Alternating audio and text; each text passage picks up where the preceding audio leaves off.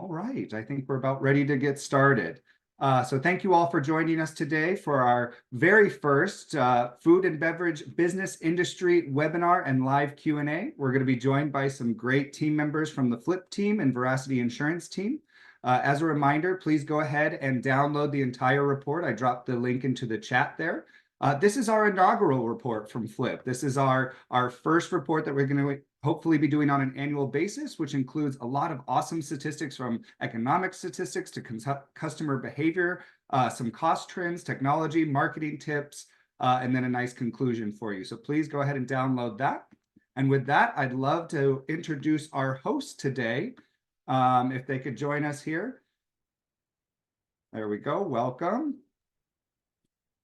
Welcome. I think JoAnne's just turning on her video here. There we go. Well, welcome, guys. Thank you so much for joining us. We're really excited to have you today. I'm hoping to get us started. If you could just take a moment to introduce yourselves and maybe share a little bit of your background and what you do with Flip and Veracity.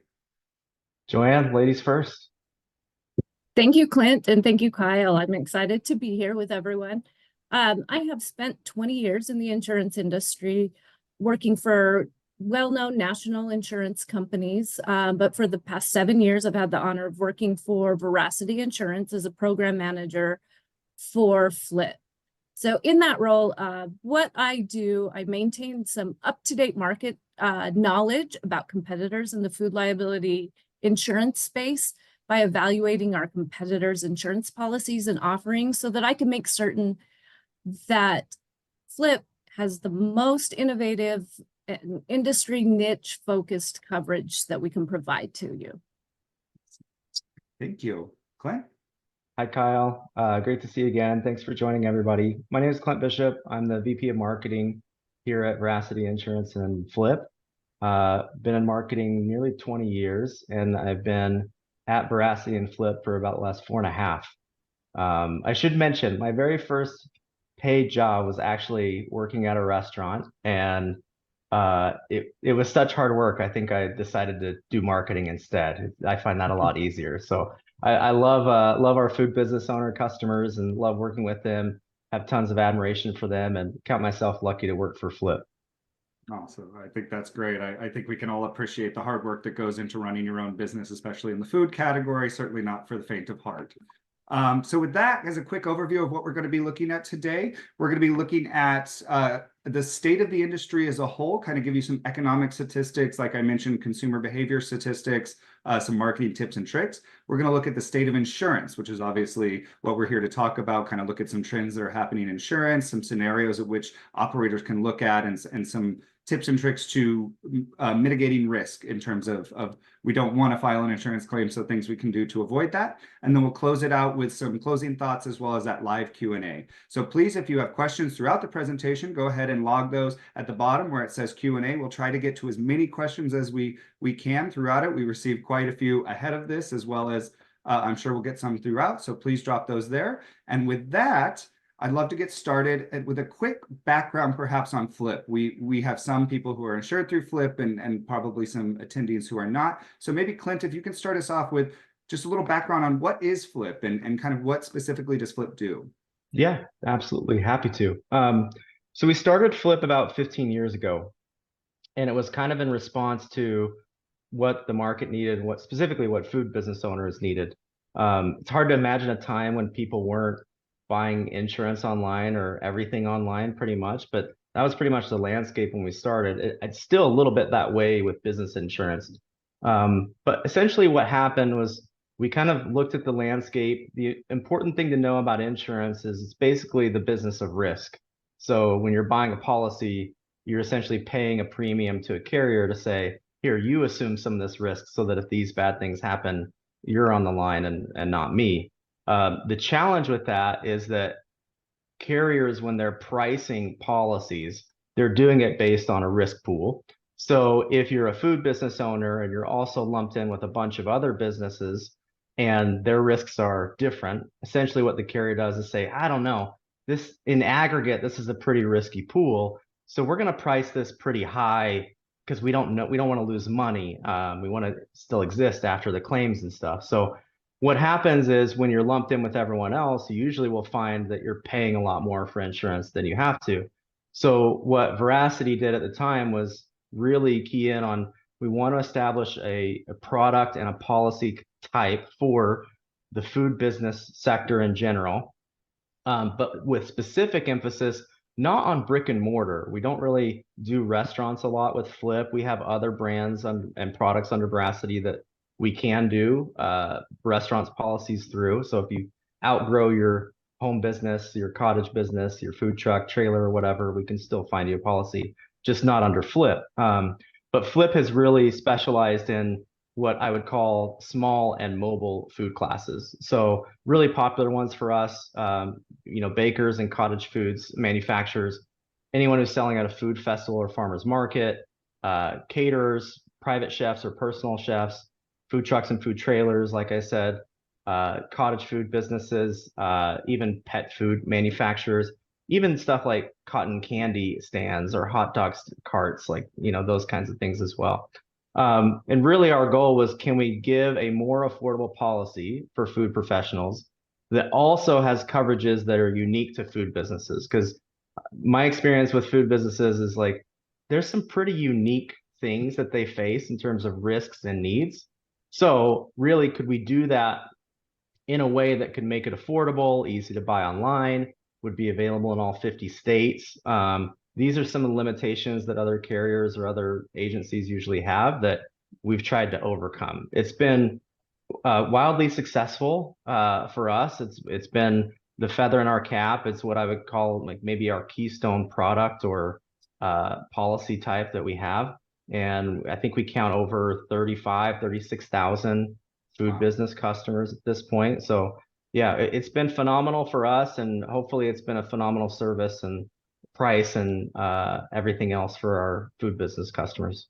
Yeah, I appreciate that. And I think that operators can probably appreciate working with a company who understands their business. I think nuances across various industries, insurance is one of those that is rather unique. And I think Flip has kind of positioned yourselves well in taking care of the operator. So thank you for that. I think that's a good overview. But diving a little bit further, and maybe this is something, JoAnne, you can kind of help me with, is our attendees, the insurance landscape is rather vast. And I'll be honest, Right. for my head at most times. And so wondering if you could do just kind of a insurance 101 for us of a look at policies that Flip offers, and kind of just tell us a little bit more about these policies and what operators might be looking for when they're looking for insurance. Absolutely. Thank you, Kyle. So small business owners, regardless of your type of business, you need a few key coverages. General liability, that's your basic one. You need that covers your slip and falls, most of your liability to third parties. You need product liability insurance. You need some commercial auto insurance and workers' compensation. With Flip, so those are what's generally available in the insurance market. What makes Flip unique is that we've dug into this small food makers, the mobile food vendors, concessionaires, into what their risks really are. And we've crafted a policy that includes your general liability, your slip and fall hazards, somebody's injured on your premises or because of your food truck, product liability, which is an illness or an injury caused by your food. We've included a coverage called damage to rented premises for our customers that are out there. Most of them are vendors. As Clint mentioned, we don't cover a restaurant, so our vendors are on other people's spaces, in a commercial kitchen or commissary. They're in parking lots, they're at fairs and festivals. And so we have a coverage that damage to rented premises that will help cover in case they cause damage to that rented space that they're using for that business. And we also offer not workers' compensation, cyber liability. For everyone who's taking payments online, anybody who has a website, anybody who has a presence on the internet, that's to protect your customers' information that might be there and your own.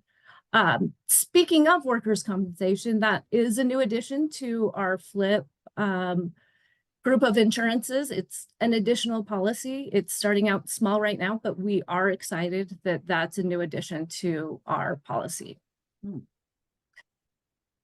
then I think one final one, I'm sorry, Kyle, to interrupt.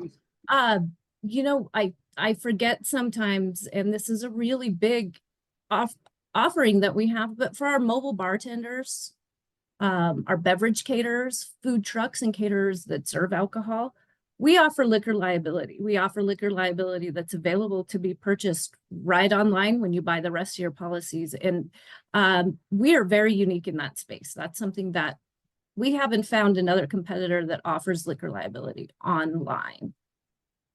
Gotcha. Interesting. And I think what I was going to ask is, you know, I've heard general liability.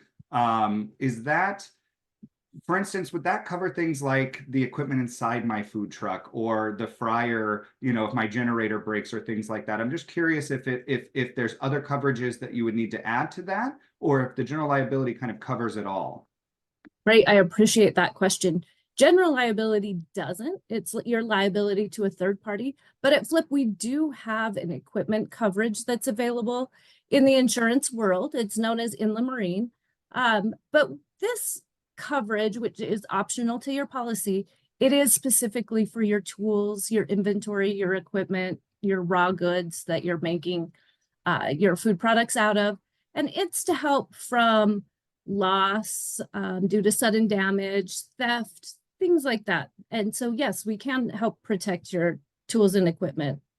Gotcha. That was kind of a question I wanted to address here because we got a lot of those in the pre-questionnaire. So I think we'll dive a little bit further into those policy types and specific scenarios into the Q&A. But I think that was really helpful to understand that Flip is really designed products specific to the food category, understands that there's nuances in terms of, you know, claims from customers, and the cybersecurity one was very interesting. We're always hearing about cybersecurity and hacks being a major thing in the world. So, you know, from an insurance standpoint, I think Flip totally understands that insurance can be overwhelming, but sounds like you guys have really designed a portfolio of products that's designed to these operators. So I think that's very helpful, and especially to our attendees. So I encourage attendees to this webinar today, go ahead and drop your questions into the chat, and we'll try to address them here at the end, as well as I know that there's some customer success and service team members at Flip who can help talk you through all of that if you have further questions. So with that, I'd like to move on to the state of the industry. Again, this is all pulled from an economic outlook and trend report that Flip released a few weeks ago, which is very in-depth into each segment specific. They broke it down by business class, we call them, so as the team mentioned, caterers, food trucks, etc. There's some really interesting information per segment in there, the industry as a whole, and then the state of insurance. So with that, I'd love to turn it over to Clint, if you can give us a rundown of kind of the overview of the state of the industry as a whole, and what we found in some of the findings in that report. Yeah, absolutely. And I felt like a giant nerd, but I'm really giddy for this. This is like why everyone came, right? So this is the meat, the entree, the insert any other food pun or metaphor. Yeah, so there's going to be three things that I touch on. I'll give you a little like preview. We were kind of surprised by some of the findings. Others expected, but a couple of shockers in it for us. Three things I want to go over. Number one is going to be growth. Number two is going to be costs. And number three is going to be pricing. So first, let's talk about growth. I will say, generally speaking, when we surveyed our food professionals and food business owners, we found a lot of optimism. I would say overall, maybe a little bit of cautious optimism. But let's talk about some of the reasons for being optimistic. Number one, just what we're seeing in terms of industry growth and a little bit of consumer behavior. In terms of industry growth, food businesses in general are growing. The number of them are growing. We actually looked at it by class, and we're not going to speak a lot today about specific breakdowns of like what's going on with, you know, cottage food businesses or bakers specifically. It is available in the report. I would recommend downloading it, diving into it. But I will say that as a segment, food businesses are growing. There are specific micro segments that are more or less than average. So the top three that we found that are growing faster than average are going to be food trucks, caterers, and food vendors selling at farmers markets. Those are all in the kind of 7+% year-over-year growth. The one I particularly love seeing in that mix of the three is the catering segment. Caterers were pretty hard hit during COVID. Obviously, events get canceled, weddings have moved online, or there's not a reception or party afterwards or before. So I think that was a pretty hard hit segment. It's great to see that segment bouncing back and continuing to rebound since COVID has happened. I'll cover some of the bottom three, some of the slower growing segments. Bakers and private chefs or personal chefs is very bottom, around 2% annual growth. Bartenders is down there about 3% year-over-year growth. And the home-based or cottage food businesses around 4% annual growth. Not bad, really, all things considered, especially as part of the macroeconomic landscape. These are not awful numbers. What we've actually seen is even in economic downturns, these segments still can grow pretty considerably, because you might have someone who was laid off from their job or was doing, a food business or an at-home business part-time. Now they want to make it their full-time gig. So we definitely saw that during COVID a little bit. And we continue to see that now as people make a career change. There's a larger reason for being optimistic, and I think JoAnne's probably going to talk more about some of the consumer behaviors, but one big bullet point for us is just there's been an increase in an already significant trend in people spending money out of home on food versus in home on food. Around 2010-ish, that's when we saw the curves of money spent on in-home food and food prep versus out of home kind of reverse. And now the people are spending more on out of home. In fact, if you look at within the last couple of years, there's been about a 50% increase in the number of times per month that people are eating out of home, which of course bodes well for food businesses like our customers and like those on the call today. Increased spending in out of home was the increase is about 9% last year. Expect that to increase as well again this year. Now those are the optimistic parts. Let's cover some of the reason for caution. But there's even optimism in the caution, and I'll get to that. So one of the findings that we had when we surveyed people is one of the really significant concerns food business owners have is the cost of food. Obviously, it's the core material that you're using. It's the base ingredient of what you're selling. That and labor are probably the two most significant drivers of cost and ultimately price. Labor, maybe we'll touch on that if we have the opportunity to. But specifically, I want to talk about food costs. We definitely have seen that no one's immune or hopefully blind to what inflation's been doing for the last couple of years. So most of our respondents, I think about 2/3 of them, expect their food costs to continue increasing this year. However, I will say that what we found is that there's actually been a pretty significant slowdown in food costs. We've even seen about a 5% decrease towards the end of last year. So even within that caution of, food prices have been like a runaway train. And there are specific areas like, flour was hard to get for a period of time. That, of course, drives up costs. There are categories that are still really price sensitive and inflationary, like beef, for example. There's still concerns at a category level, but I'll say generally as a class of all food, we actually expect that to continue to level out this year. So there's a reason to be cautious about it because of what we've seen recently, but I think there's also a pretty good reason to be optimistic about what is happening currently and will likely happen this year.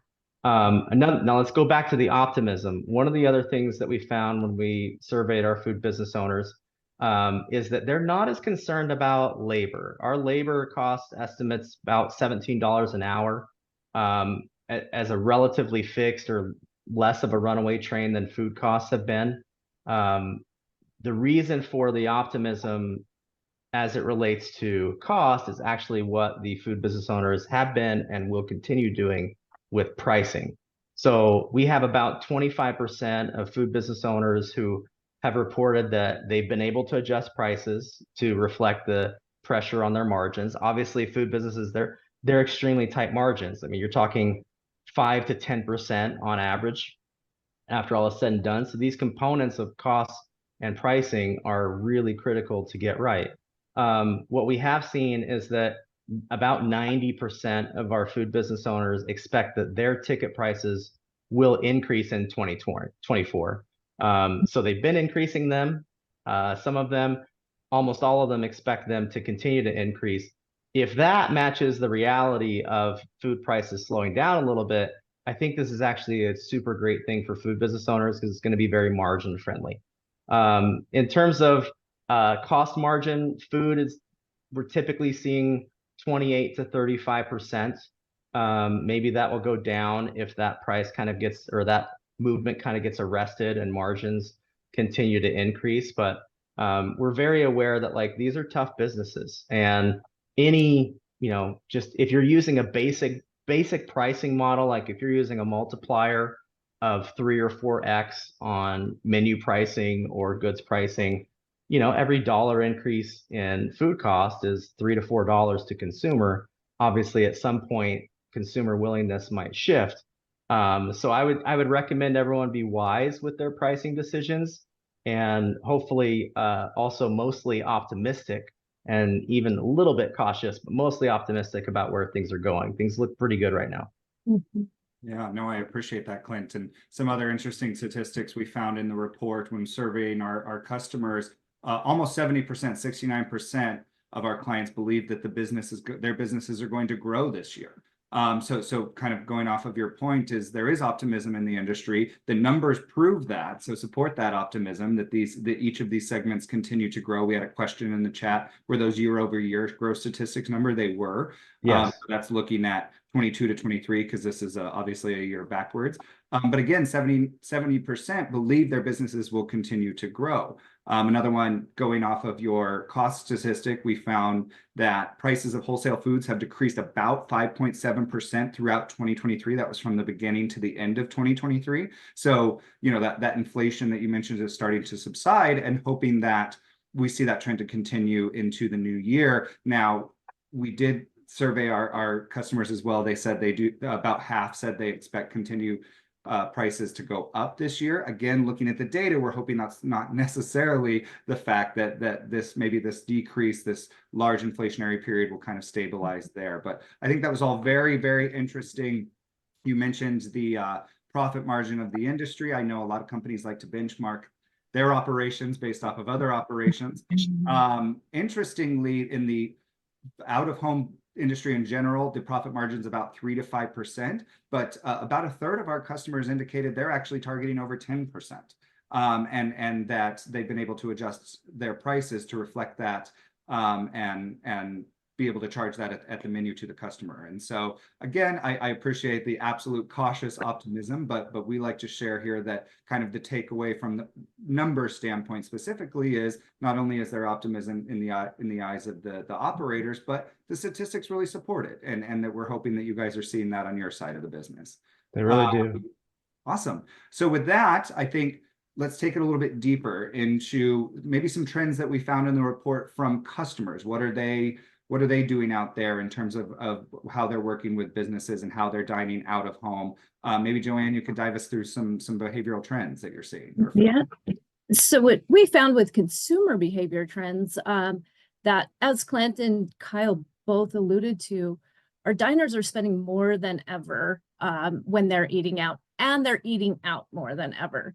So that's a great trend for our food vendor customers. In 2023, the average cost of a meal was $16 a meal out, which is up from 2022. In fact, the U.S. spent 6% more in 2023 on eating out at over 1.97 trillion with the T dollars. So that's an incredible amount that we're seeing in this industry. While fast food does remain the largest category for people that are eating out, what we love seeing is that those smaller gig style dining, such as our food trucks, carts, vendors, is the 6th most popular out-of-home dining experience. And what's even more interesting, I think, is that fine dining has dropped to 10th. So I think we're all trending towards a more casual dining experience, if you will. A trend I really was interested in is in tipping, and tipping has slowly been increasing year over year. So the median tip percentage has actually increased by about 2.3%. It was originally 6.93% last year, and now we're up to 17.32%. So, you know, not only are we getting a little bit more, so are our employees that are being tipped well. And an interesting trend with tipping is that digital tipping is king. So 64% of people have reported that they will leave an 11% higher tip when they have the option to tip digitally versus with cash. So I think that's a great thing to think about in your businesses, whether you're taking cash or have a digital payment option. Now, some other trends I think are very interesting and probably we can all understand is lunch is your most popular meal to eat out, and dinner is second. What an interesting thing that we're seeing since COVID, and possibly due to this work from home culture that has exploded since, is that diners are starting to eat earlier, starting at around 6 versus 6:30 before. And breakfast is really had a sharp decline in eating out, with 35% of diners reporting that, only 35% reporting that they eat breakfast regularly. So breakfast, really, we're not eating breakfast very often. We're definitely not eating it out. So those were some really great trends that we found there. Now, wanted to jump back just for 1 second on that cashless trend or that digital payment options. During the pandemic, we did see a shift towards people going cashless. But what we found is actually that trend has slowed again. And so 69% are still taking cash, and they do not plan to go cashless in 2024. 30% are either considering it or have gone cashless. And as we look deeper into the reasons why we may want to move away from or not be totally cashless, 8.4 million households are unbanked or underbanked, meaning that almost 22% of Americans don't have a credit or debit card to use for a digital payment. That's a really interesting trend to me, and I think that is key for our insurers and for the food industry in general to understand. So now we're going to step maybe a little more away from those trends, and we're going to look at cuisine trends. This is my favorite because I love food of all types. So some trends that have been popping up here very recently: healthy options, not necessarily a new trend, but maybe taking up a bigger segment of this cuisine trend. And that's where 46% of people really make their food decisions based on maybe a health or a diet or weight needs for themselves. Along with that, I think we're seeing a lot of plant-based or specific diet types, in that maybe vegetarian diets. We're seeing a big increase, in fact, 600% in the last 10 years on vegetarian. We're seeing gluten-free, we're seeing keto. There have been a lot of very specific dieting trends or health food trends that we're seeing out there that is definitely here to stay. Another trend I really love is the sustainability. So we're looking for places to eat that we know we can get that food. Maybe think of your farm to table type operations, where these greens on my salad just were picked out of the farm this morning. And I think that's a really lovely idea, to have such access to fresh food. So Another thing that customers and consumers are really looking for, and it really speaks back to kind of our budgets and incomes and everything like that, and where inflation is, I think we're looking for some more value conscious options, with nearly 50% of diners preferring something that is maybe a bundled option or a discount. That's your would you like fries with that type of idea. So those are some trends on that side. Some of the fun trends or spicy trends, if you will. Something that we're seeing is a spice tolerance is on the rise. There's adding a little more flavor, a little more flair to the food. Fusion is attracting a lot more attention. That's always fun to take a blend of different cultures and create a new fun dish out of it.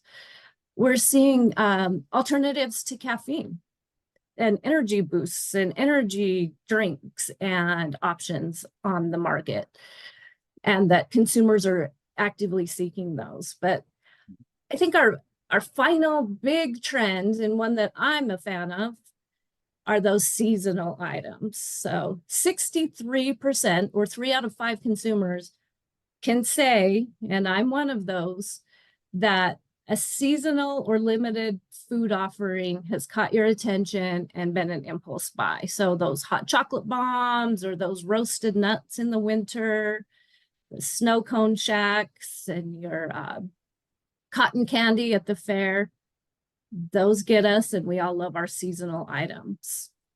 And then to wrap this up, I just wanted to talk about our highest grossing food items. And I think there's not going to be a lot of surprises on this, but number 1, tacos. We love our Taco Tuesday for sure. Grilled cheese, ice cream, and sandwiches kind of wrap up that list. Interesting. Yeah, no, I appreciate that. And I mean, hearing all of that kind of makes sense from a common sense standpoint, because we're seeing it pop up all over the place. But I think our operators can kind of take a look at their menu. In fact, we asked the operators if they were interested, or if they plan on changing their menu based off any of these trends. And it was about split down the middle. Half of our insured said, yes, we're going to look at changing our menu to go with some of these trends. And about half said, no, we're going to stick with it. So I think it's obviously up to you as your business owner. But those are some trends to think about as you kind of look forward.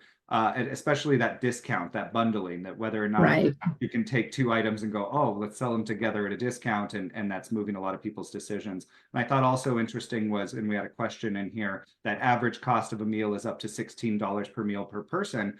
That's significantly higher than we remember, for years. And as you're looking at your menu prices, you can say, well, this is to answer the question, that is the national average. We did include in our Outlook report some of the other states, Washington, D.C., New York, upwards of $20 and $22 off the top of my head. Obviously, some states lower, but from a national average standpoint, that's $16.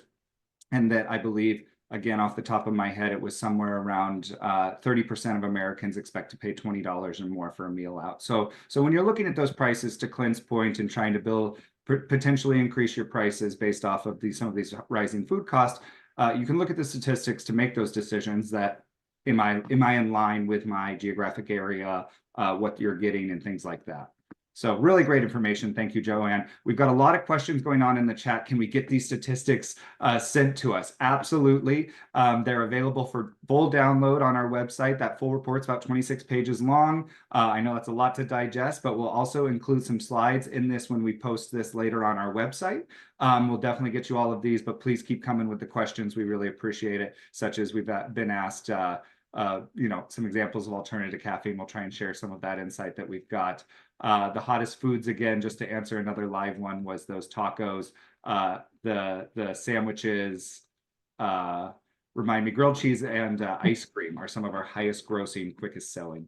So with that, a lot of our operators do a lot of their own marketing. We know this is a major thing, kind of looking at what to do on the marketing side, technology. Given that you're our director, our vice president of marketing, Clint, hopefully, could you dive us through some of the trends we saw on the technology and marketing side of our report?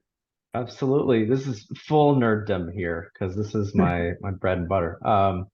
So let's talk about how to sell more product and more goods. Number 1, a big trend we're seeing is an acceleration and an increase in people going digital. I want to be very clear that when we say going digital, I don't just mean paying digitally. I always appreciate that. I'm sure many of us do. Sometimes convenience wins. But I mean everything from paying digitally, but beyond it, like ordering digitally. So there's a few recommendations that are an outgrowth of that. Number one would be have mobile-friendly menus, allow online ordering if possible. There's a really good reason to do that. Data-wise, we've seen cases where people are increasing their profit margin up to 40% just from allowing the use of mobile ordering. So I've cautioned many a marketer and many a business owner. It's great if you have wonderful food products or whatever product you're selling or marketing. Most of the time, it's not good enough to change consumer behavior, make people go out of the way, do something different. And so I'm encouraging everyone to like meet people where they are, and they are increasingly mobile. So I would definitely recommend that. Next, let's talk about what in the marketing world we call it R2B, reasons to buy.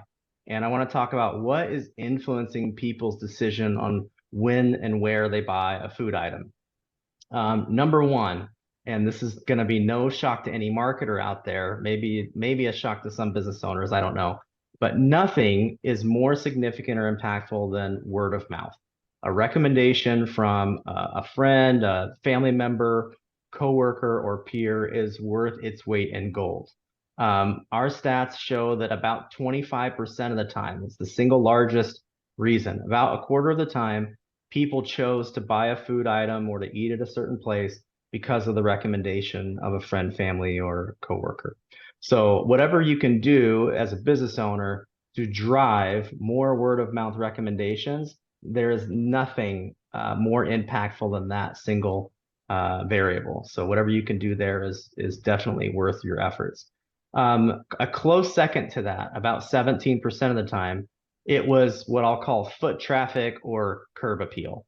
So this is one of those situations where you just have to recognize, and we'll talk about this again in a second, the visuals matter and location matters. You know, you've all heard the phrase location, location, location. Sometimes we're choosing where to eat because of how a place looked. Is it clean? Is it sanitary, etc.? Or where it is. I don't have to walk another 100 yards to find a different food booth or a different food truck or a different food vendor. So definitely would recommend keeping in mind, I got to make not just my food, but my entire presence look attractive, and I've got to be at the right place. So this definitely has impact if you're selling at a farmer's market, food festival, art fair or other fair, concert. The location and the curb appeal absolutely matters. And sometimes it's probably worth spending a little bit more to get a better location, because you might see that come back in a good ROI or good dividends. Some of the other, I'll say like lesser metrics, but they were still significant. Social media is still having a significant influence. About 15% of people are making a food decision based on social media. Online review sites are obviously still very important. This is a very discerning customer. They have a refined palate. They have lots of options. One of the surprises, I said we were surprised by a few things. One of the surprises was that we actually see consumers using Google Maps or Google Reviews or Google Business, whatever you want to refer to it as, much more often than using Yelp. Not that Yelp's unimportant, it's still worth managing. And I know many of our food business owners are very familiar with the aggressive salespeople at Yelp and the challenge of marketing through Yelp. It's certainly fun for a lot of people. Google is maybe a little bit less of a challenge. It being free is like or low cost is a very great thing. Again, I'll come back to the visuals and say whatever you can do to market your business through your Google listings. So pictures of food, pictures of happy customers, pictures. I even recommend, like if you've won awards or other things, like upload photos of those things. And then whatever you can do to encourage your customers to leave more reviews. So I'm going to tie 2 points together. They're increasingly mobile and they're increasingly making decisions on places like Google, and when they do the research, am I going to eat here or not? Or am I going to buy this or not? I think these two things can be tied together. If you can automate, via SMS, create a loyalty program, create a tie to a consumer, let them know you love and appreciate their business, invite them to leave a review. This is only going to pay dividends for a lot of our business owners. You'll be meeting people where they are on mobile.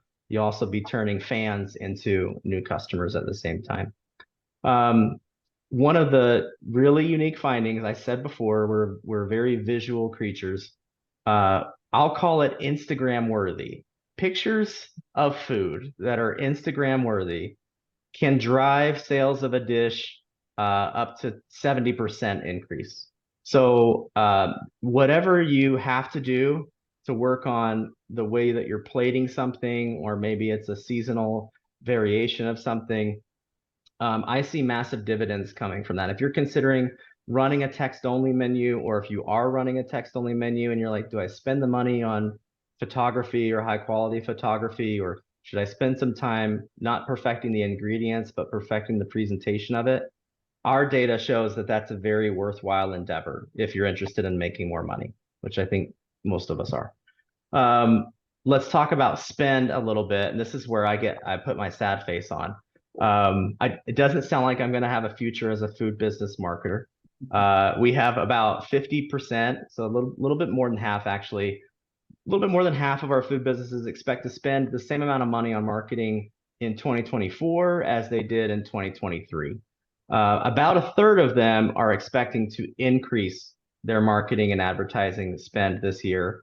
And almost 10%, 9%, I think, was planning on decreasing spend on marketing moving forward.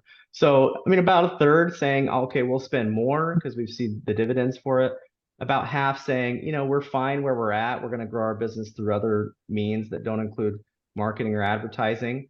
But generally, I would say it's still a neutral to slightly optimistic outlook on what they're going to spend on marketing, and that's going to contribute to their growth. Maybe the final thing I'll mention, just back to the visual creatures, Instagram worthy pictures of food, mobile and meeting people on mobile. Shameless plug.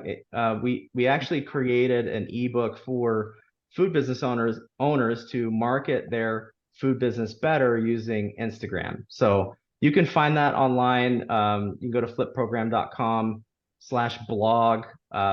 You can Google promote your food business on Instagram with the Flip brand name and probably stumble upon it that way. We might even drop it in the chat as well, but I'd highly recommend going through that and seeing if there's tactics or strategies you can use to increase your follower,ship or sales through Instagram. Yeah, I think that perfectly aligns with the picture worthy or Instagrammable food. Yeah. I think that was very intuitive of helpful to our operators thinking about, like you said, do I go with a text only menu? Pictures seem to be king, and then making sure those pictures are everywhere that you physically can, your own social media, Google, obviously your Yelp, if you can work with them or not.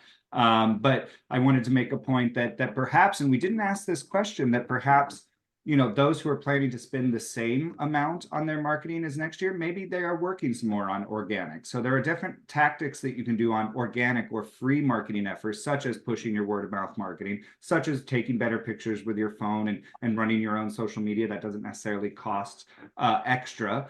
But maybe that kind of answers that question, with the 30% saying they would spend a little more, but about half saying they'd spend the same. So awesome. Again, there is a lot more information in the Outlook report itself, as well as segmented information. So I just had a question pop up of, can you share some of the trends you're seeing in the bartending space? We did a whole section on bartending. I was trying to pull it up. It's a growing segment. Specialized menus, signature drinks, non-alcoholic drinks are very hot right now. Spritz cocktails are growing. Craft gin is definitely growing in interest. Consumer interest in alcohol-free, lower alcohol choices at an all-time high. So there's definitely some interesting trends per segment in the report. And so if you're a bartender and you're hearing a lot about food trucks today, or you're a food truck and you're like, well, I don't know, I don't have a retail spot, or I don't, catering's kind of different. Each one is broken down, some of the trends we saw, and then we'll try to keep putting out more. And then to reemphasize that ebook on Instagram marketing. They really put a lot of time and effort into that. I did drop it into the chat. So go ahead and download that. But it's also available on Flip's website. So whew, that was a lot from an industry-wide perspective, right? And I really appreciate that. We're getting some compliments on the information in the chat. So with that, I think let's kind of turn it away from market-wide and talk about, you know, the elephant in the room, insurance. That is what we do best. So I'm wondering, Clint, could you start us off with kind of a state of insurance in the food industry? Yeah, absolutely. And JoAnne, feel free to jump in and fill any gaps that I leave here. I'm going to talk a little bit about 2023 data as it compared to 2022. So a lot of this is year over year. In terms of total claims for food businesses, we saw about a 2.5%, nearly a 2.5% increase in the total number of claims. I don't have the data for dollar amount, like how much did the dollar amount increase? My guess is it increased a lot more substantially than that, just because, you know, when you're talking replacement and injury and all these things, it's related to inflation and cost of goods. So I would expect that. Let's talk briefly about, okay, that's the increase in claims. What's the overall kind of makeup of claims? And I'll tell you the top three first. Number one is an accident that causes damage or injury to a third party. So JoAnne talked earlier about general liability coverage. This is the specific coverage that applies to damage or injury to third parties, either bodily injury or property damage. And she'll probably give more specific examples in a second here. The second one was theft. So, and you're probably all familiar with this, especially if you're in certain classes. If you're a food truck hauling around a, you know, $1,200, $1,500 generator on the back of your truck, that's kind of people get starry-eyed in some ways about that, and we've seen theft become an issue. This can also be theft like while at an event as well. So if it's goods or other things while people aren't looking, or if they leave their stuff set up, like theft is definitely one of the biggest claims we get. The third one is equipment failure that actually leads to food spoilage. So earlier I said, you know, food costs and labor are kind of the two biggest drivers of most food business owners' total costs. And when your equipment fails, a fridge, a freezer, anything you're using in preparation, obviously you have spoilage and you end up tossing it, and it's kind of a loss or a total loss scenario. Those are the top three. 18% of the claims are the first one, the damage or injury to third parties, and then 13% for each of the next two, the theft and the food spoilage from equipment failure. Everything else is a little bit smaller. So you got fire damage at 10%, weather at 7%, a different claim related to customers at 3%, missed events 2%, floods 2%. So everything else is kind of single digits, but those are kind of the big three. Now let's talk about average claim filing. So average payout for claims that were filed was about $4,600, a hair over $4,600. So if you're looking at like, okay, I pay a premium of X for Flip, I'm getting a payout on average of $4,600, it's usually a worthwhile investment because you're looking at roughly seven times the payout as in terms of the investment. JoAnne will probably talk more about it, but that runs a whole gamut from very small claims that are much smaller than that up to what I'll call maxed out claims, which, you know, would be the $1 million up to $2 million kind of claims. So it definitely is an average of a very wide swath of claims. In terms of where these claims are happening, as we'd kind of expect, they kind of follow population centers. So California, Texas, Florida, these are the highest concentrations of claims. Right behind that, you've got Arizona, Oregon, Colorado, Pennsylvania, Georgia. That's kind of the next five after the top three. And then in terms of the classes, let's talk about that, because food businesses face a very specific set of risks compared to everyone else, cleaners and, you know, every other entrepreneur. But even within the food business sector, there's specific classes that are what I'll call higher risk or at risk, higher risk. So caterers and food trucks and trailers and farmers market vendors are the top 3 or 3.5, let's say, classes in terms of most likely to file a claim and most likely to face an issue. Yeah, that's about the date that probably the most of the data that I want to get into there. But I will say total, we see more than half of claims get a payout. So there's nothing really that stops you from making a claim. That's why we have insurance adjusters to look into research, the claims and research them and work with you on the situation and get back to you, et cetera. But yeah, well over half the time the claims are actually paid, and averaging about $4,600 per claim, or per claim payout, I should say. Yeah. No, that's interesting. And I think, obviously other claims include auto and trailer incidences, Yes. things like that, that individual, I don't think cyber was included in the analysis at first, but those are new ones to kind of add to the product portfolio. There's a full list in the report, but very interesting to think about what happened when you're talking about a claim, right? And what leads to these types of claims. So I'm wondering, maybe JoAnne, this is your specialty through your years of experience. Could you give us some examples of like, what do you mean by a claim? Like what happened and what was the result? So our operators can think like, oh, well, that might actually happen to me as much as we don't want it to. Yeah, and unfortunately, claims do happen, and that's what insurance is here for. We want to help you get back to work and get your business back and operating as quickly as possible. So I do have some very specific claim scenarios that I want to share with you that, that we've specifically been a party to as the insurance company for some of these customers. So one of our, I think an interesting one, and probably could be a very common risk for a majority of food vendors, mobile food vendors. We had a propane tank on a food truck explode. It injured attendees and damaged multiple food trucks and trailers who were attending the same food truck rally. It was discovered in this claim as we went through the claims process that the propane tank was actually overfilled by a gas station attendant. So not necessarily our operator, our food truck business's fault, but something that definitely led to this large explosion. Luckily, no one was seriously injured or killed during this situation, but our claim did pay out $285,000. So again, that's something you may not think about, that someone else could cause you to have a claim worth $285,000. We have one that I think is probably a frequent concern for a lot of our farmers markets and festival attendees and concessionaires. And in this situation, a large wind gust blew through. It picked up someone's concession tent that they had over their booth, blew it right into the parking lot of a farmer's market, and damaged multiple vehicles. You can imagine the scratches and scrapes and dents that happened to all these vehicles. We were able to assist this insured by paying out $22,000 for those customers' vehicles that had been damaged due to this. So we definitely, claims happen, not always our fault. I have a couple of other very interesting ones. One, Clint touched on this a little bit, and that's theft.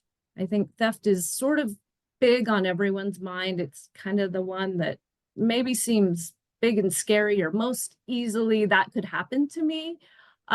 So food trailers, generators, food prep tools and equipment were stolen out of one of our food truck operators' vehicles. The claim ended up reimbursing him for that stuff so he could get right back to work. $10,000 for all that equipment and his generator that was lost. So that gives us a few claim scenarios, but I do have one left. I think it's, while it's one of the most difficult ones, I think we had to take care of for this company. We had a situation where an employee was mixing some sweet tea, and they inadvertently picked up lye instead of sugar. Not sure if the containers were next to each other, mislabeled, don't know the exact situation there. A customer drank the sweet tea and immediately suffered severe internal damage, as you can imagine what the damage that would do to your esophagus, your stomach lining. I believe the lady was in the hospital for months recovering. She did recover, thankfully. This claim paid $1.2 million due to an inadvertent, innocent mistake. So definitely there are lots of claims, lots of scenarios, some big, some small, but we definitely love to help you pay those instead of those coming out of your pocket. And that's a horrible story. And I think what's most interesting is that, again, it was pure accidental and it was an employee, right? This is not the operator. Right. This is not the owner. This is not something they could have put a plan of action in place for. It was a pure accident. And you know, just having that insurance policy to be able to help with something like that. I mean, oh, awful. Well, thank you for that. So, I mean, whoop, you got me scared. But to that, I guess the question is, do you have anything that you could share from perhaps a risk mitigation, right? We just heard of things that could go wrong. Some things are purely accidental, things happen, but is there anything you'd recommend to our operators from a risk mitigation standpoint? Absolutely. And you know, the saying is absolutely true in this in risk mitigation, and that is an ounce of prevention is worth a pound of cure. That couldn't be more true in protecting your businesses, your assets. Emergency plans, emergency preparation, you got to have that ready before the big scary event, before the weather, before whatever. Having those things in place absolutely can save your business from bankruptcy, from failure, just by being prepared. Some other things we absolutely recommend are equipment inspections, both internally every morning, inspect your equipment, but also have third-party inspections done annually or as often as manufacturers recommend. Equipment fails, it wears out. So making sure that you're using equipment that is safe and ready to be used for what you're using it for is a great way to prevent accidents. Some other ways along that line, your security systems and fire suppression systems, your ventilation systems, you know, make sure that those are functional, make sure they're working. Have your grease traps and your vents professionally cleaned based on the recommendations of either your health department or on a schedule that you see fit. Making sure that your security system is on and it's running can prevent some theft. Those are some really key ways that you can prevent some and mitigate some risk. Some other areas that I think is key, and this really can hit home with the claim example, the last claim I shared, that's employee training.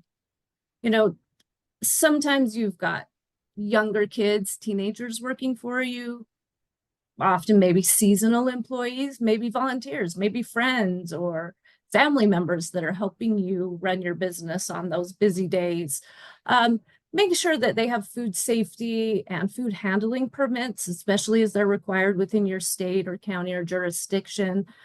But even outside of that, make sure that they know that the lye is here and it should be put away in this section, and that the sugar is labeled this and it's put away here. Those are just absolutely imperative to protect yourself, your business, and your employees and customers. And then the final one I absolutely recommend, this is for our bartenders, our caterers that serve alcoholic beverages, our food trucks that also serve alcohol, tips training and trainings for your employees that can help you recognize an overserved individual, teaching you about how to spot underage or fake IDs, things that can really help you prevent a severe injury due to an alcohol-related service. So those are some big ones. I think a few smaller ones, but still very key. Equipment security. Let's make sure that those generators are locked up and not sitting around for someone starry-eyed to see and grab them. And then finally, most of you are mobile vendors, you're not using your own space that you're familiar with when you're vending, when you're selling your food. So check the area around your truck, your tent, your concession stand for tripping hazards, for cords, for potholes, for anything that could cause an injury to a customer, because you could be responsible for that, although you don't own the property that you're on. And then always, quickly clean up spills and food that's on the ground that could become a slip hazard. I think those are some just key ways that you can reduce your risk and protect your business. Yeah, insurance is there in the need, but anything we can do to avoid, I think those are all really great. Thank you. I know we're running a little bit long here, but I think we've had some great information. To wrap us up, I guess I'll throw it to you, Clint. Wondering if there's anything you could just add to anything that we haven't covered, or just to kind of wrap us up before we dive into the Q&A. Yeah, I mean, number one, I'll be as quick as possible. We want to get to Q&A. Number one, the market's strong. You guys are in a good industry. The outlook is positive. Number two, I want to acknowledge the elephant in the room. Guys, insurance sucks. Nobody wants to buy insurance. They don't want to spend more time learning about insurance than they have to. They certainly don't want to spend more money on insurance than they have to. I really do consider it our mission and our goal to make it suck less.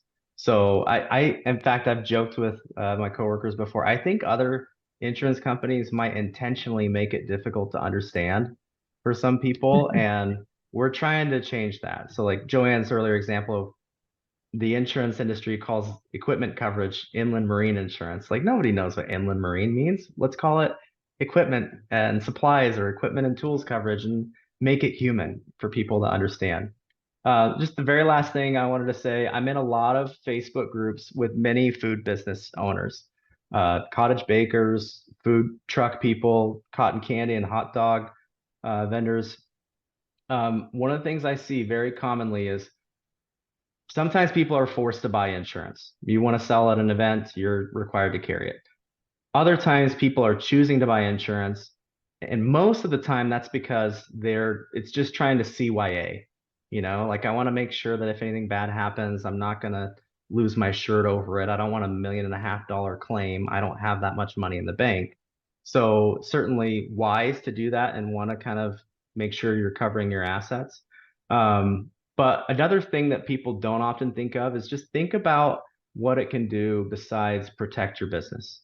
So going back to some of the earlier points about like, Google reviews or Yelp reviews, ultimately, when someone buys something from you, it's because they trust you. And when they're buying something from you, eating at your establishment, transacting with you, they're essentially saying, can I trust you? And if the answer is yes, I'll give you money and you'll give me a good.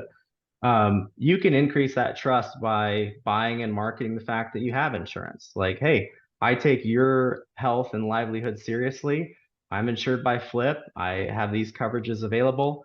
If something bad happens to you, you get food poisoning or whatever, I have a policy that can step in and protect you and make you whole, as well as make me whole if I have a lost and damaged good or stolen good or do something stupid and injure someone. So just insurance is a multifaceted thing. It does more than just protect. It can also help be a trust signal to a lot of your consumers as well. Great point. Great point.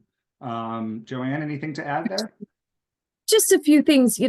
I think a key thing I want our participants to think about is really how much of a loss could your business handle and pay out of your bottom line and still stay in business? Because without insurance, that's what's happening. So how much of a loss can you take and still operate? And just in closing remarks, just at Flip, we do understand that starting and operating a food business takes a tremendous amount of time, dedication, and financial resources. So I believe that insurance is one of the single best ways to protect your investment, your business, and your personal assets. Awesome. I agree with you. I think especially we've learned that in this session. With that, I think that was a great closing and transition into some of our Q&A. Again, we are running a little long, but I'm going to try and throw them out. I think whoever wants to jump in to answer the questions, and I hope that our attendees know that obviously we can't address specific scenarios as this is an open forum. We, of course, reach out to Flip for those specific questions. But let's just kind of dive through these, and to JoAnne and Clint, if it's something that we need to take offline, we'll encourage the attendee to do so. So right at the top, I've got, so when you say liquor liability, which you brought up in your opening there, JoAnne, do you mean the dram shop? I'm actually don't know what that is. I do. That's a good thing. There you go. So dram shop is sort of a specific legal language that talks about the legal ramifications of selling alcohol in various states, whether that's through a retail store, whether that's a restaurant, a bar, or through a mobile food option. And so, yes, our liquor liability, as long as you're eligible as a bartender, a caterer, a food truck that serves alcohol, does cover those dram shop laws within all your states. We aren't able to sell liquor in all 50 states, and that is due to some of those laws. Some of them really hold people responsible that shouldn't be held responsible in liquor liability claims. So there are just some states that we're not able to insure, but we certainly love to talk to you and help you look at your scenario. But yes, our liquor liability does cover dram shop laws. I guess that's why you're the expert, huh? Awesome. The next one here, do you have limits? You brought up this inland marine policy. We're calling it our equipment policy. Obviously, there's various limits, I would assume. What are those limits, or how does that work? Yes, we have a couple of different options. We have a $5,000 option or a $10,000 option that's available, and even up to $30,000 for your tools and equipment. And there was another question, speaking of, in terms of specialized equipment, that the operator notes that they have some specialized equipment. It's really the backbone of their business. Can they ensure that as a part of it, is even though it's specialized, or how would that work? And how can we ensure that, as well as get insurance for loss of income associated with if that equipment breaks? So I love this question. It's a great one. And it is one that we get a lot, and there's a lot of curiosity around. So the answer is a little bit twofold, and it will depend on your scenario. So specialty equipment, yes, absolutely. It's covered. The but is anything that is permanently attached to your food trailer, food truck is actually considered part of the value of that vehicle. So I know that I spoke recently to a group of great people that turn antique trucks into tap and mobile bars, essentially. And so with them, that equipment that's been installed and is permanently attached to those vehicles, that's going to be considered part of the value of their vehicle. Anything that sort of you pick up your food truck and sort of dump it upside down, those are those mobile things, your tools, equipment, stuff that falls out. That's what would be covered under that equipment and tools coverage. And food trailers can be covered up to the maximum limit, including that attached equipment to your trailer. But for the trucks, that's a different thing because that falls under commercial auto. So I hope that helps you understand, but that one's a little bit complicated and is easier to explain individually if people have questions. And this one might be as well, going off of that, it just came in here. Do you base that inland marine cost as a percentage of the value of equipment, or where does that cost equate? Those are flat costs based on the limits that you pick. Got it. Awesome. I just want to chime in and say that's actually something I love about Flip that you don't see from, sometimes you'll see from other carriers. They won't sell you an inland marine policy without you detailing and line iteming every single piece of equipment and what its purchase value was or its current value is. And I love that we don't force people to do that. It's just a flat, it's this amount, it's these limits, and you don't have to worry about inventorying a lot of those things. Interesting. Have another question here that I actually think I asked you guys recently that I don't remember the answer to. So here we go. We have a mobile business is working out of a commissary, but is looking to expand into their own storefront.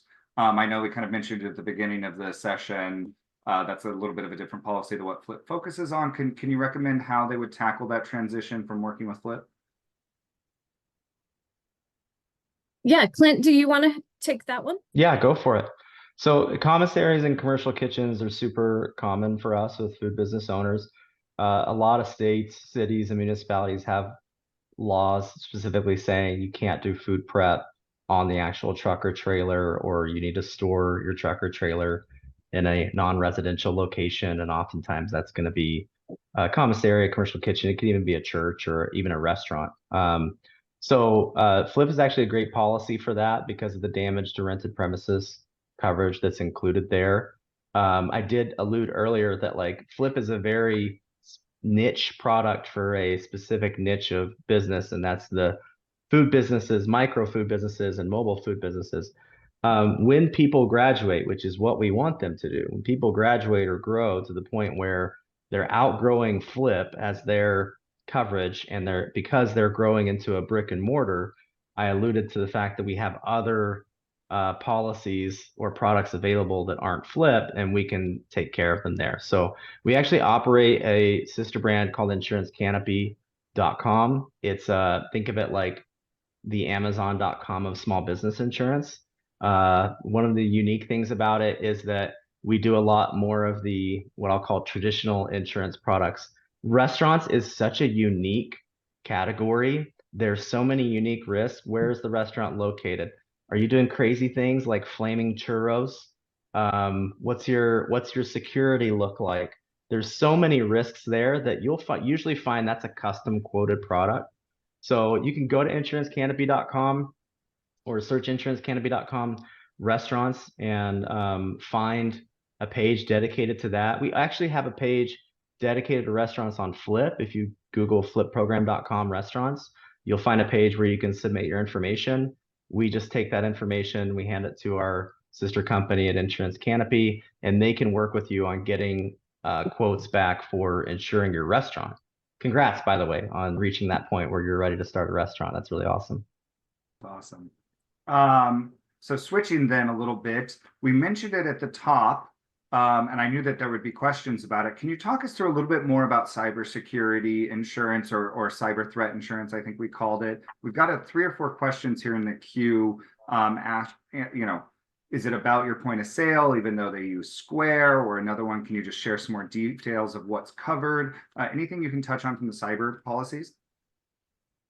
Sure. Your cyber coverage is meant to protect you, but protect your customers' information that you may take or gather and have available, that your customers' private information, and a hacker accesses that information, whether through you, through another party that you are using. You may be liable for that. Let's say you have addresses to send out, or emails and phone numbers to send out some marketing. If that's accessed, you could be liable for fees and fines for letting that data out. Again, using Square and some of those customer credit card processing tools are a great way to help mitigate your risk, because you're not physically storing credit card numbers, but you still have access to a lot of your customers' data that could be compromised in a cybersecurity attack. So that is really to protect your customer, but it's to protect you when your customer's information is stolen. Got it. And we can just share. add? Oh, sorry. Go ahead, JoAnne. No, I was going to say, our customer support team is wonderful with that, and they can answer a lot more in depth and specific questions for you on that. And then I think Clint has some more to share. Just one of the things I love about JoAnne is She was really instrumental in us adding cyber liability coverage for our products a couple years ago. And it's been such a phenomenal thing for our customers. Like we said 2.3% increase in overall claims. The cyber liability claims are much, much higher. We're seeing hacks and ransomware go through the roof. You probably all were affected by the Target scenario from a couple of years ago. I think people might not fully understand that you probably share liability in a lot of those scenarios, and it's incredibly expensive to make right what goes wrong when you have these cyber liability issues. Even if you just think about, I've got to notify customers, and then there might be a judgment, or I might have to do credit monitoring. Like, there are so many implications. Offer credit monitoring for free a lot of times. There are so many implications there, and it's such a significant risk that I would encourage everyone to strongly consider if it's right for your business, or if you can afford to operate, under risk without it. You're all dealing with mobile payments, email addresses, lots of what we call PII, personally identifiable information. And they're small businesses, so not many of them have dedicated IT professionals working on security. So this is definitely an area that, like, I'm glad there's interest in, because I see that a very significant need in the market for it. Sure. I think we see it in the news all the time, some sort of hack or Mhm. whatnot. Very interesting. Thank you for that. That was a couple of our questions here. We only have time for a few more, but I'm going to try and get through them. There's one regarding our liquor liability, it seems, with bartenders. It mentions they're a bartender and they know that they're covered when they're on site and someone's working with them. They're questioning, is there ever going to be a policy that they could send somebody out without them going to be covered? So if I understand the question correctly, they're more looking at staffing. We'll So flip they're eventually. I can read it in case I messed it up. okay. We'll flip eventually have a policy that allows me to send others out to work events by themselves, other bartenders. Okay. It's something I would love. We don't have right now, where if I'm business owner and I send someone else to do the bartending for me, they have to have their own policy. That bartender needs their own coverage. It is something that we are exploring, though, is an offering where I can hire a couple of bartenders and send them out and they would be covered. But right now, every bartender, if they work for you, you hire them, they need their own individual bartender insurance, because our bartender liability does only cover the individual that purchases the policy and is named on it. Perfect. I've got another one here. I'm currently selling funnel cake and deep fried Oreos. I'm planning to add coffee this year. Do you think that there's any issues from an insurance standpoint of adding coffee to my menu? Other than maybe putting me in a sugar coma with all those yummies. No, coffee, we see lots of coffee and sweets vendors, and no issue. Then going to this one, again, these are kind of specifics, but I think it's important for our audience to understand that this person is transitioning from a canopy and tent selling to a trailer. What kind of changes would have to happen in terms of the coverage? And then furthermore, they're wondering if it covers, for instance, towing of a vehicle behind the trailer. Hey, Clint, do you have anything for that one? Would you like me to take it? It's a little specific, I know, and we might need to push the customer. We're gonna get back to the complex answer that JoAnne gave earlier. So so first, congrats on wanting to make that move and being able to make that move. There's probably several things you should consider there. So I think the intent of the question was to ask, are there other coverages? And then, is the towing vehicle covered? And the towing vehicle is not covered. That is a separate policy. That's more than likely a commercial auto policy. JoAnne, you can correct me if I'm wrong. There are other coverages that I would maybe be aware of. So we have a trailer endorsement, and JoAnne can talk a little bit more detail about that you'd probably be interested in that scenario. Obviously, you should be more interested in the equipment coverage. Industry speak is inland marine coverage, given the implication of more equipment fits in a trailer than it might fit under a tent. In some ways, your risk is maybe going to decrease, and in other ways, it might increase. So might decrease. One of the common things we see with tents is people don't secure them down very well. they end up in a gust of wind and doing a lot of damage to cars or people.